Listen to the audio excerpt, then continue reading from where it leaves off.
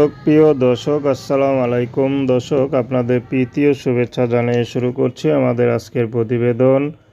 তো দর্শক, আজকে আমরা এক অসহায় মেয়ের গল্প তুলে ধরব, যার নাম হচ্ছে সাজিতা।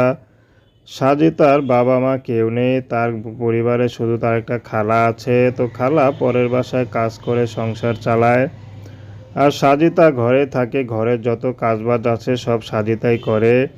তো বর্তমানে সাজিতার বিয়ের বয়স হয়েছে, কিন্তু অভাবী সংসারে খালা তাকে যৌতুকের জন্য বিয়ে দিতে পারছে না। তো এই জন্য সাজিদা এখন ইউটিউবে এসেছে ভালো একটা জীবনসঙ্গীর আশায়, যে তাকে একটু ভালো রাখবে, ভালোবাসবে। সেই মানুষটি যেমনই হোক, সাজিদা তাকে বিয়ে শাদী করতে রাজি আছে।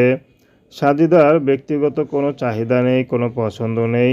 শুধু স্বামীর ঘরে গিয়ে দুবেলা দুমুঠো ডাল ভাত খেতে পারলেই যথেষ্ট। সাজিদার খুব পড়াশোনার ইচ্ছা ছিল। ছোটোবেলা থেকে তাদের বান্ধবী দেখতো, স্কুলে যেত বান্ধবীরা। তো সাজিদা খুব মন চেত, খালাকেও বলেছিল, কিন্তু সাজিদার খালা শুধু একটাই কথা বলে যে মেয়েদের পড়াশোনা করতে নেই, তারা ঘর সামলায়, স্বামীকে খুশি রাখে। তো তুমি ঘরে রান্নাবান্না করো, তাতেই হবে।